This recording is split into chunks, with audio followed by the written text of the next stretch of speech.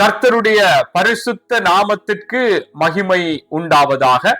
மீண்டும் இந்த நாளிலும் உங்கள் ஒவ்வொருவரோடும் தியானிக்கும்படியாக கர்த்தருடைய கிருபையில ஒரு சிறிய தியானத்தை நான் எடுத்து வந்திருக்கிறேன்.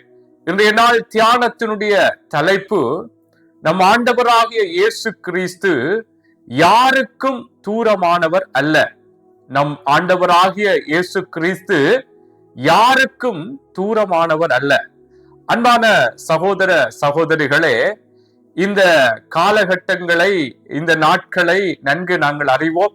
கிறிஸ்துவின் பிறப்பை நினைவு கூர்ந்து உலகமே அதை வெளிப்படுத்தும் வண்ணமாக, வெளியரங்கமாக பலவிதமான விடயங்களை, செயற்பாடுகளை காட்டுகிறதை நாங்கள் பார்க்கலாம். நாங்கள் கடைகளையோ வீதிகளையோ அல்லது நகரங்களை எல்லாம் பார்க்கும் பொழுது மின் விளக்குகளை ஏற்றி கிறிஸ்துவினுடைய பிறப்பின் நாட்கள் என்று சொல்லி அதை அதாவது உலகிற்கு வெளிச்சமாய், இந்த பூமிக்கு வெளிச்சமாய் வந்த இயேசுவை வெளிப்படுத்தும் வண்ணமாக இப்படியாக இந்த மின் விளக்குகளை எல்லாம் ஏற்றி, அன்புக்குரியவர்களே, பலவிதமான அலங்காரங்களை செய்து இந்த நாட்களிலே எல்லாருமே, அன்பானவர்களே, கிறிஸ்து பிறப்பின் நாட்கள் என்பதை இந்த மாசத்தின் தொடக்கத்தில இருந்தே அதிகமாக வியாபார ஸ்தலங்கள், ஸ்தாபனங்கள் அதை வெளிப்படுத்துகிறதை நாங்கள் பார்க்கக்கூடியதாக இருக்கிறது. அன்புக்குரிய சகோதர சகோதரிகளே, இந்த நாட்கள்ல இப்படியான ஒரு அடையாளங்கள், இப்படியான சில அலங்காரங்கள் அன்பானவர்களே செய்வதோடு நிறுத்தி விடாதபடிக்கு நம்முடைய வாழ்க்கையோடு, நம்முடைய வாழ்க்கையின் ஒவ்வொரு விடயங்களோடு நம் ஆண்டவராகிய இயேசு கிறிஸ்துவினுடைய வழிகளை, அவருடைய செயல்களை, அவர் சொன்ன காரியங்களை அன்புக்குரியவர்களே நாங்கள் எங்களுக்குள்ளே நடைமுறைப்படுத்த வேண்டியவர்களாக இருக்கிறோம். ஆகவே அன்புக்குரிய சகோதர சகோதரிகளே, இந்த நாட்களிலே நாங்கள் நான் சொன்னது போல எல்லா உலகத்திலே எல்லா மக்களாலும் அதிகமாக இந்த நாட்களை ஒரு வெளிப்படுத்தும் வண்ணமாக, கிறிஸ்து பிறப்பின் நாட்கள் என்று வெளிப்படுத்தும் வண்ணமாக பலவிதங்களிலே இந்த அடையாளங்களாக வெளிச்சமாய் பூமிக்கு இயேசு வந்தார், ஒளியாக வந்தார் என்று சொல்லும் வண்ணமாக இப்படி வெளிப்படுத்துகிற சில அடையாளங்கள், மின் விளக்குகளை, அலங்காரங்களை செய்து இப்படி காட்டுகிறதை நாங்கள் பார்க்கிறோம். ஆனாலும் அன்புக்குரியவர்களை, நான் சொல்லுகிற காரியம், எங்களுடைய வாழ்க்கை, நாளாந்த வாழ்க்கையோடு இயேசுவினுடைய வழிகளும், இயேசுவினுடைய அவருடைய அறிவுரையான வழிநடத்தல்களும் எங்களுக்குள்ளாக பிரதிபலிக்க வேண்டியது மிகவும் முக்கியம். ஆகவே இன்றைக்கு நான் உங்களை சொன்னது போல, நம் ஆண்டவராகிய இயேசு கிறிஸ்து யாருக்கும் தூரமானவர் அல்ல. அன்புக்குரியவர்களே, ஒரு வார்த்தையை வாசித்து நான் உங்களுக்கு சில காரியங்களை சொல்லுகிறேன். லூக்கா புஸ்தகத்திலே 2வது அதிகாரம் 8வது வசனத்தில் இருந்து சில வார்த்தைகளை சொல்லுகிறேன். அங்கே இயேசுவினுடைய பிறப்பை குறித்து மேய்ப்பர்களுக்கு அங்கே தூதர்களாலே சொல்லப்பட்ட ஒரு காரியத்தை நான் வாசிக்கிறேன். பாருங்கள், நான் வாசிக்கிறேன். அப்பொழுது அந்த நாட்டிலே மேய்ப்பர்கள் வயல்வெளியில் தங்கி ராத்திரியிலே தங்கள் மந்தையை காத்து கொண்டிருந்தார்கள். அவ்வேளையில் கர்த்தருடைய தூதன் அவர்களிடத்திலே வந்து நின்றான். கர்த்தருடைய மகிமை அவர்களை சுற்றிலும் பிரகாசித்தது. அவர்கள் மிகவும் பயந்தார்கள். தேவதூதன் அவர்களை நோக்கி, பயப்படாதிருங்கள், இதோ எல்லா ஜனத்துக்கும் மிகுந்த சந்தோஷத்தை உண்டாக்கும் நற்செய்தியை உங்களுக்கு அறிவிக்கிறேன். அன்பானவர்களே, இந்த இடத்திலே சொல்லப்படுகிறது எல்லா ஜனத்துக்கும். அந்த மேய்ப்பர்கள் மந்தையை மேய்த்து கொண்டிருந்த பொழுது தேவ தூதர்கள் அந்த இடத்திலே இயேசுவின் பிறப்பை குறித்து வந்து சொல்லும்படியாய் வெளிப்பட்ட பொழுது அவர்கள் பயப்பட்டார்கள். அப்பொழுதே அங்கே அந்த தூதர்கள் சொல்லுகிற, பயப்படாதீர்கள், எல்லா ஜனத்துக்கும் மிகுந்த சந்தோஷத்தை உண்டாக்கும் நற்செய்தியை உங்களுக்கு அறிவிக்கிறேன். ஆகவே தான் நான் சொல்லுகிறேன், நம் ஆண்டவராகிய இயேசு கிறிஸ்து யாருக்கும் தூரமானவர் அல்ல. எல்லா ஜனத்துக்கும் ஒரு சந்தோஷத்தை உண்டாக்கும்படியாக பாலகனாக இந்த பூமிக்கு பிறந்தார். ஆமென். ஆகவே அன்புக்குரியவர்களே, இது இந்த நாட்டுக்குரிய தெய்வம், அல்லது இந்த மொழி பேசுகிறவர்களுக்குரிய தெய்வம், இந்த வசதி படைத்தவர்கள், வசதி குறைந்தவர்கள், இப்படியெல்லாம் ஒரு பாகுபாடு இல்லாமல் எல்லா ஜனத்துக்கும், எல்லாவித மொழி பேசுகிறவர்களுக்கும், எல்லாவித தேசங்கள்ல இருக்கிற எப்படிப்பட்ட வசதி படைத்தவர்களோ ஏழைகளோ, எப்படிப்பட்ட பாகுபாடுகள் பிரிவுகள் என்று அங்கே தேசங்களிலே பிரிக்கப்பட்டு இருக்கிறார்களோ எல்லாருக்கும் எல்லாருக்கும் எல்லாருக்கும் அன்பானவர்களே ஒரு சந்தோஷத்தை உண்டாக்கும்படியாக வெளிப்பட்ட பிறந்தவர் தான் எங்கள் ஆண்டவராகிய இயேசு கிறிஸ்து என்றால் அவர் தெய்வமாக இருந்தவர். இந்த பூமிக்கு எங்களுடைய வாழ்க்கையிலே பலவிதமான ஆசீர்வாதங்கள் கிடைக்க வேண்டும், நாங்கள் ஆசீர்வாதமாய் இருக்க வேண்டும் என்று சொல்லி அவர் மன உருவு கொண்டு இந்த பூமியிலே பாலகனாக பிறந்த பொழுது இயேசுவை குறித்து அங்கே தூதர்கள் சொல்லுகிறார்கள் எல்லா ஜனத்துக்கும். ஆகவே அவர் யாருக்கும் தூரமானவர் அல்ல. இது இந்த தேசத்திலே ஐரோப்பா தேசத்திலே உள்ளவர்களுடைய தெய்வம் அல்லது இந்தியா இலங்கை தேசத்துக்கு வேற தெய்வம் அப்படி அல்ல.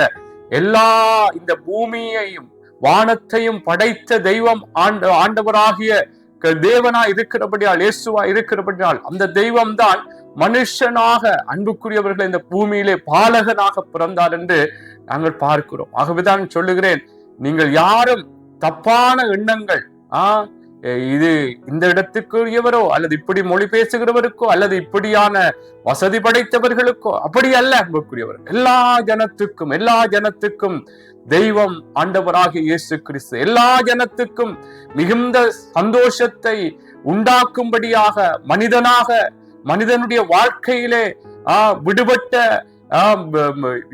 வர வேண்டிய ஆசீர்வாதங்களை பெற்றுக் கொடுக்கும்படியாக வந்த மனுஷனாக பிறந்த பாலகனாக பிறந்தவர் ஆண்டவராகிய இயேசு கிறிஸ்து. ஆகவே இந்த தெய்வம் அன்புக்குரியவர்களே எல்லா ஜனத்துக்கும் மிகுந்த சந்தோஷத்தை உண்டாக்குகிற தேவன். ஆமென்.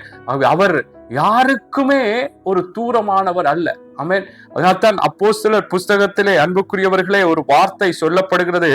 அப்போஸ்தலர் அங்கே 17:27 சொல்லப்படுகிறது, கர்த்தராகிய தம்மை அவர்கள் தடவையாகிலும் கண்டுபிடிக்கத்தக்கதாக தம்மை தேடும்படிக்கு அப்படி செய்தார். அவர் நம்மில் ஒருவருக்கும் தூரமானவர் அல்லவே. அவர் நம்மில் ஒருவருக்கும், யாருக்கும் எந்த தேசத்திலே, எந்த மூலையிலே, எந்த கிராமத்திலே மனிதர்களால் சில வேளைகளிலே பிரித்து இவர்கள் இப்படிப்பட்ட ஜாதி, அப்படிப்பட்ட ஜாதி, இப்படியான குலத்தார், மனிதர்களுடைய பிரிவுகள் இருக்கலாம். ஆனால் தெய்வம் எல்லாரையும் ஒரே மாதிரி தான் பார்க்கிறார். ஆகவேதான் அவர் யாருக்கும் தூரமானவர் அல்ல அன்பானவர்களே. அதனால்தான் இங்கே மேய்ப்பர்களுக்கு வெளிப்பட்டு சொல்லுகிறார், எல்லா ஜனத்துக்கும் மிகுந்த சந்தோஷத்தை உண்டு. ஆக மேய்ப்பர்களை கூட அந்த நாட்களிலே அந்த யூதர்கள் அன்புக்குரியவர்களே ஒரு குறைவாக தாழ்வாக அவர்களை ஒரு ஒதுக்கி வைத்த நிலைமையிலே காணப்பட்டார்கள். அப்படிப்பட்ட அந்த மேய்ப்பர்கள் மத்தியிலே தான் அங்கே இயேசுவினுடைய பிறப்பை குறித்து மேய்ப்பர்களுக்கு அங்கே தூதர்கள் வெளிப்படுத்துகிறார்கள். அதனால்தான் அவர் பிறந்த பொழுது கூட அவர்கள் இயேசுவை போய் பார்க்கும்படியாக அவருடைய பிறப்பின் அன்புக்குரியவர்களை விடயங்களும் கூட இருந்ததை நாங்கள் பார்க்கக்கூடியதா. எப்படியாக அந்த முன்னணியிலே அந்த தொழுவத்திலே அவருடைய பிறப்பின் விடயங்கள் இருந்தது. எல்லாருக்கும் ஒரு அரண்மனையிலே பிறந்திருந்தால் இந்த மேய்ப்பர்கள் போய் பார்த்திருக்க முடியாது. என்றால் அவர் எல்லா ஜனத்துக்கும் அன்புக்குரியவர்களே ஒரு சந்தோஷத்தை, மிகுந்த சந்தோஷத்தை உண்டாக்கும்படியாக இந்த பூமியிலே வெளிப்பட்ட தெய்வம் அன்புக்குரியவர்களே. ஆகவேதான் இன்னைக்கு யாராவது இதை பார்த்து கொண்டிருப்பீர்களா இருந்தால் நீங்கள் உங்களுடைய மனதிலே ஒரு தப்பான எண்ணம் கொண்டிருப்பீர்களா இருந்தால், இது இந்த தேசத்துக்குரிய தெய்வம், இது இப்படிப்பட்ட மக்கள் வணங்குகிற தெய்வம் என்று சொல்லி சில பிரிவுகள் அல்லது மற்றவர்களால் சொல்லப்பட்டிருந்தாலும் அந்த எண்ணங்கள் எல்லாம் விட்டு இந்த தெய்வம் எங்கள் எல்லாருக்கும் உரிய தெய்வம், எங்களை படைத்த தெய்வம். அவர் இந்த பூமியிலே ஏன் மனுஷனாக வந்தார் என்றால் எங்களுடைய வாழ்க்கையிலே சில ஆசீர்வாதங்கள் அவர் மனுஷனாக பிறந்து எங்களுக்கு பெற்றுத்தர வேண்டியதா இருந்தபடினால் இந்த பூமிக்கு அவர் வெளிப்பட்டார் அன்புக்குரியவர்களே. ஆகவே எல்லா ஜனத்துக்கும் மிகுந்த சந்தோஷத்தை உண்டாக்கும்படியாகவே எங்கள் தெய்வம் இயேசு இந்த பூமியிலே மனுஷனாக பிறந்தார், பாலகனாக பிறந்தார். ஆமென்.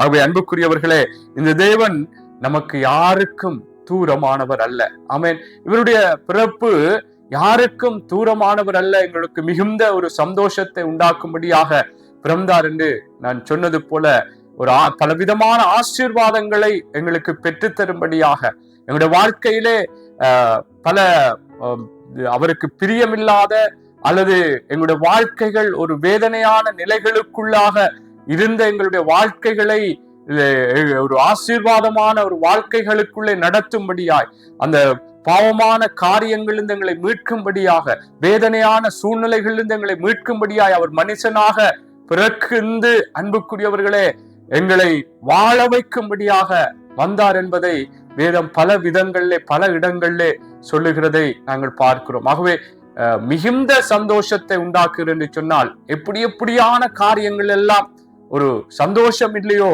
அந்த இடங்களிலெல்லாம் ஒரு மிகுந்த சந்தோஷம். அன்பானவர்களே, எங்களுடைய வாழ்க்கையிலே பல விடயங்களிலே எங்களுக்கு ஒரு சந்தோஷம் இல்லாமல், சமாதானம் இல்லாமல், பல காரியங்கள் ஒரு இருளின் ஒரு வாழ்க்கை போல எங்களுடைய வாழ்க்கைகள் இருக்கலாம். இன்றைக்கு பிறந்த இயேசு அன்பானவர்களே எங்களுக்காக எங்களுடைய பாவங்களிலிருந்து பலவிதமான பயங்களிலிருந்து பலவிதமான சோதனைகள் போராட்டமான நிலைகளிலிருந்து எங்களுக்கு ஒரு சந்தோஷத்தை உண்டாக்கும்படியாக, வியாதிகளிலிருந்து எங்களுக்கு சுகம் தரும்படியாய், இப்படியாக அந்த அன்பு தெய்வம் எங்களுக்கு மிகுந்த சந்தோஷத்தை உண்டாக்கும்படியாக இந்த பூமிக்கு வெளிப்பட்டார். அன்புக்குரியவர்களே, அவர் வெளிப்பட்டு எப்படி பாலகனாய் பிறந்தார்.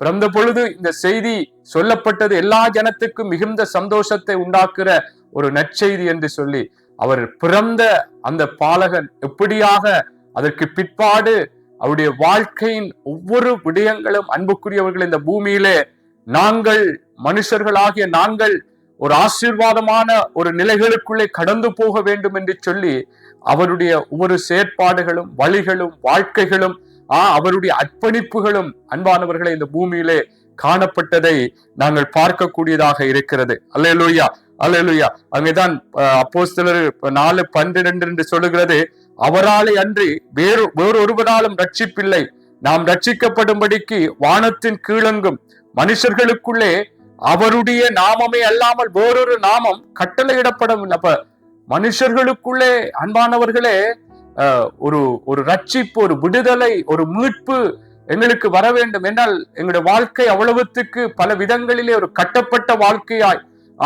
பல விதங்களிலே ஒரு ஆசீர்வாதம் இல்லாத வாழ்க்கைகளாய், ஒரு விடுதலை இல்லாத வாழ்க்கைகளாய் இருந்து கொண்டிருந்த பொழுதுதான் இந்த தெய்வத்தினுடைய வருகை, இந்த தெய்வம் மனுஷனாக வெளிப்பட்டு எங்களுக்கு அன்புக்குரியவர்களே அது எங்களை ஆசீர்வதிக்கும்படியாக எல்லா மிகுந்த சந்தோஷத்தை உண்டாக்கும்படியாய் அவருடைய பிறப்பு இருந்தது. அதனால்தான் இது சொல்லப்படுது, அவருடைய நாமம், இயேசுவினுடைய நாமத்தை அல்லாமல் வேறொரு நாமம் இந்த பூமியிலே நாங்கள் ரட்சிக்கப்படுவதற்கு, நாங்கள் சுகமாய் இருப்பதற்கு, சந்தோஷமாய் இருப்பதற்கு, சமாதானமாய் இருப்பதற்கு, எங்களுடைய வாழ்க்கையில வருகிற ஒவ்வொரு காரியங்களையும் ஜெயிப்பதற்கு, எங்களுடைய ஒவ்வொரு சந்தோஷங்களுக்கும் அன்புக்குரியவர்களே, அன்பான தேவனுடைய பிள்ளைகளை இதை பார்த்து கொண்டிருக்கிறவர்களே, கொடுக்கப்பட்ட ஒரே ஒரு நாமம் இயேசுவினுடைய நாமம். ஆமென்.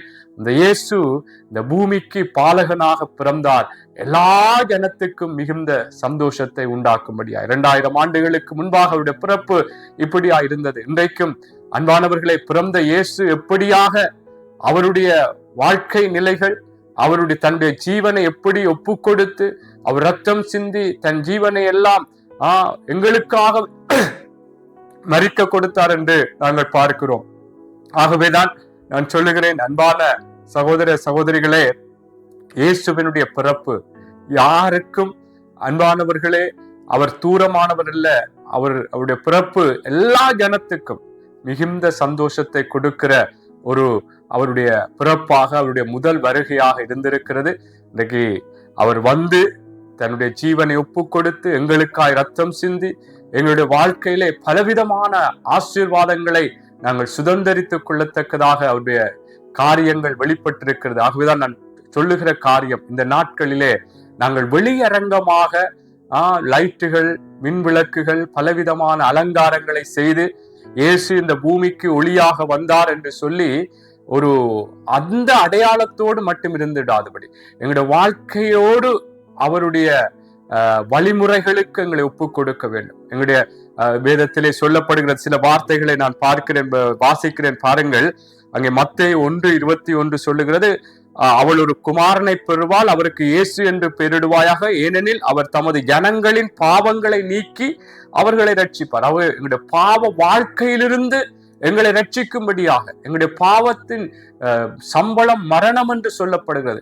வேதம் சொல்லுகிறது, எல்லாரும் பாவம் செய்த எங்களுடைய ஆதி பெற்றோர்களுடைய அந்த பாவம் செய்த நிமித்தம் நாங்கள் எல்லாரும் பாவம் செய்து தேவ மகிமையற்றவர்களானோம் என்று சொல்லப்படும். அதனாலே அந்த பாவத்தின் சம்பளம் மரணம் என்ற ஒரு தீர்ப்பிலிருந்து தெய்வத்தினுடைய இந்த பிறப்பு, அன்புக்குரியவர்களே, தெய்வம் இந்த பூமிக்கு வந்தது எங்களை இந்த பாவங்களில் இருந்து எங்களை மீட்கும்படியாய், தமது ஜனங்களின் பாவங்களை நீக்கி அவர்களை ரட்சிப்பார் என்று சொல்லப்பட்டது போல எங்களுடைய பாவ வாழ்க்கையிலிருந்து எங்களை மீட்கும்படியாக, அதிலிருந்து பாவ வாழ்க்கையிலிருந்து மீட்டு எங்களுக்கு ஒரு சந்தோஷத்தை, ஒரு சமாதானத்தை, எங்களுடைய வாழ்க்கைகளை மீண்டும் அவருக்குள்ளாக ஒரு ஆசீர்வதிக்கப்பட்ட ஒரு வாழ்க்கையாய் மாற்றும்படியாய் இந்த பூமிக்கு வெளிப்பட்டார். நாங்கள் ஆரம்பத்திலே பார்த்தது போல எங்களுடைய வாழ்க்கையில் இருக்கிற பலவிதமான பயங்களிலிருந்து எங்களை விடுவித்து, பயப்படாதே அன்று தூதர்களுக்கு சொல்லப்பட்டது போல, அன்புக்குரியவர்களே, பயப்படாதிருங்கள் என்று சொல்லப்பட்டது போல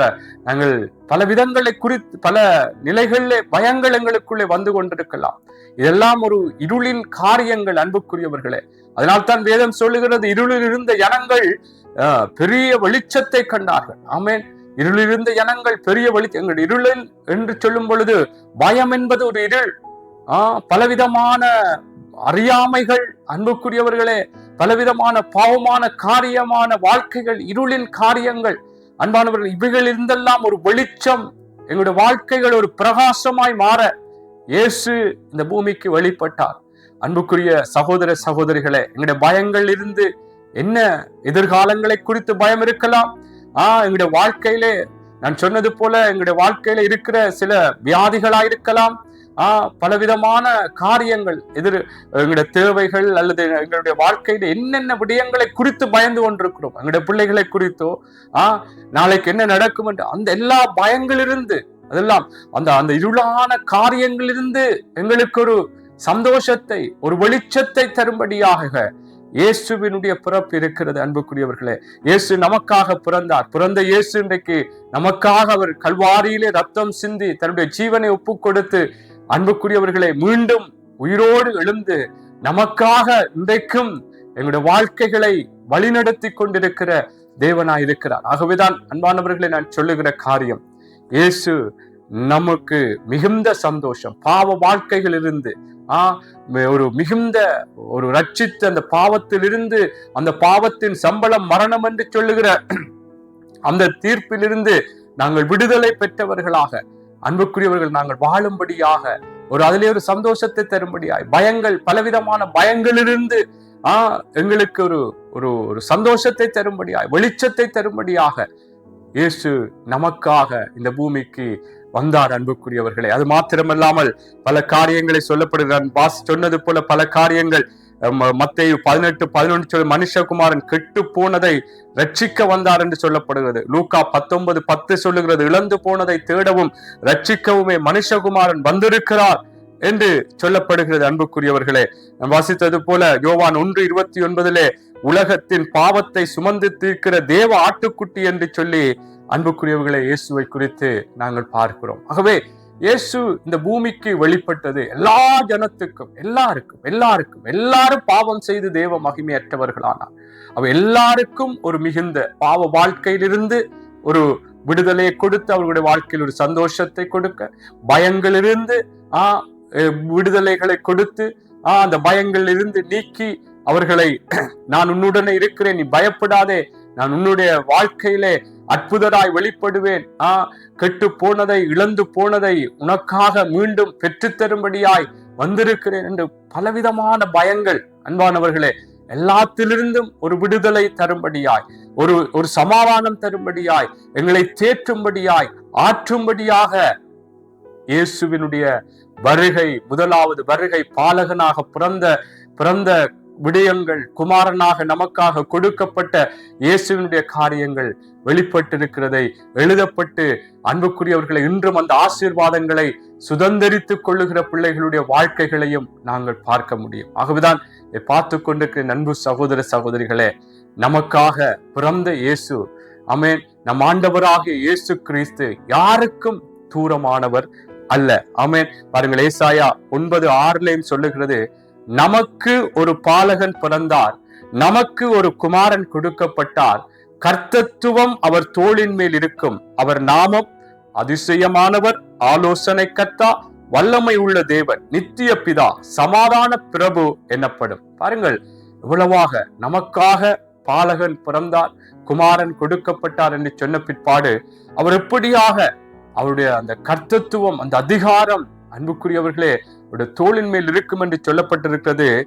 அவருடைய நாமம் எப்படியாம்? அதிசயமானவர், ஆலோசனை கர்த்தர், வல்லமை உள்ள தேவன், நித்திய பிதா, சமாதான பிரபு. இப்படியான வல்லமை உள்ள தெய்வம் நமக்காக, அன்புக்குரியவர்களே, இந்த பூமியிலே மிகுந்த சந்தோஷத்தை உண்டாக்கும்படியாய், சமாதானத்தை தரும்படியாய், நித்திய ஜீவனை நாங்கள் சுதந்திரிக்கத்தக்கதா எங்களை நடத்தும்படியாக, நல்ல ஆலோசனைகளை தந்து நடத்தும்படியாக, எங்களுடைய வாழ்க்கையில அற்புதங்கள், அதிசயங்களை செய்து நடத்தும்படியாக அந்த அதிசய தேவன் நமக்காக வெளிப்பட்டார். ஆகவே இன்றைக்கும் அன்பான சகோதர சகோதரிகளே, நம் ஆண்டவராகிய இயேசு கிறிஸ்து யாருக்கும் தூரமானவர் அல்ல, யாருக்கும் தூரமானவர் அல்ல. எல்லா ஜனத்துக்கும் மிகுந்த சந்தோஷம். நான் சொன்னது போல மிகுந்த சந்தோஷம் என்று சொல்லும் பொழுது எப்படியான எங்களுடைய வாழ்க்கைகளிலே ஒரு சந்தோஷத்தை இழந்து இந்த நாட்களில் நாங்கள் காணப்படுகிறோமோ, பாவ வாழ்க்கைகள் இருந்து, பல விதமான பயங்கள் இருந்து, எல்லாத்திலிருந்தும் ஒரு விடுதலைகளை தந்து, மீட்பை தந்து, ஒரு சந்தோஷத்தை உண்டாக்குகிற தெய்வம். அவரை அண்டிக் கொள்வோம், அவரை பற்றி கொள்வோம், அவரை சார்ந்து கொள்வோம். அவர் நம்முடைய வாழ்க்கையிலே, அன்பானவர்களே, நிச்சயமாக இருளில் இருந்த ஜனங்கள் பெரிய வெளிச்சத்தை கண்டது போல எங்களுடைய வாழ்க்கையிலும் என்னென்ன காரியம், பாவம் ஒரு இருள், அன்புக்குரியவர்களே, பயம் ஒரு இருள், அறியாமைகள், பலவிதமான காரியங்கள் எங்களுக்கு இருள் போல இருக்கலாம். அந்த இடங்களில் ஒரு வெளிச்சம் உதிக்க வேண்டுமா? அந்த இயேசு நமக்காக பிறந்த அந்த இயேசுவை விசுவாசிப்போம். நமக்காக பிறந்த இயேசு, நமக்காக தன்னுடைய ஜீவனை ஒப்புக் கொடுத்த அந்த இயேசுவை, நமக்காக அன்புக்குரியவர்கள் ரத்தம் சிந்தி தன்னுடைய காரியங்களை இந்த பூமிக்கு வெளிப்படுத்தின அந்த இயேசுவை, மரித்து அன்புக்குரியவர்களை மீண்டும் உயிர்த்த அந்த இயேசுவை நாங்கள் விசுவாசிப்போம். என்னுடைய வாழ்க்கையில மிகுந்த சந்தோஷத்தை உண்டாக்குவார். ஆமென். ஆகவே இந்த தெய்வம், இந்த ஆண்டவராகிய இயேசு கிறிஸ்து யாருக்கும் தூரமானவர் அல்ல. ஆமென். எல்லா மனு குலத்துக்கும் ஆண்டவராய் இருக்கிறவர் ஆண்டவராகிய இயேசு கிறிஸ்து. ஆகவே அந்த தெய்வத்தை பற்றி கொள்வோம். இந்த நாட்கள் நாங்கள் ஏதோ அடையாளங்களாக மின் விளக்குகளை ஏற்றி அலங்காரங்களை செய்து வெளிச்சங்களை ஒரு காட்டுவது மாத்திரமல்ல, எங்களுடைய வாழ்க்கையிலும் நாங்கள் எங்களுடைய வாழ்க்கைகளோடும் இந்த இயேசுவை நாங்கள் அன்புக்குரியவர்களை இணைத்துக் கொள்வோம். அவருடைய ஆசீர்வாதங்களினால் நாங்களும் நிரப்பப்படுவோம். கர்த்தர் உங்கள் ஒவ்வொருவரையும் ஆசீர்வதிப்பாராக. நம் ஆண்டவராகிய இயேசு கிறிஸ்து யாருக்கும் தூரமானவர் அல்ல. ஆமென். கர்த்தர் உங்களை ஆசீர்வதிப்பாராக. ஆமென், ஆமென், ஆமென்.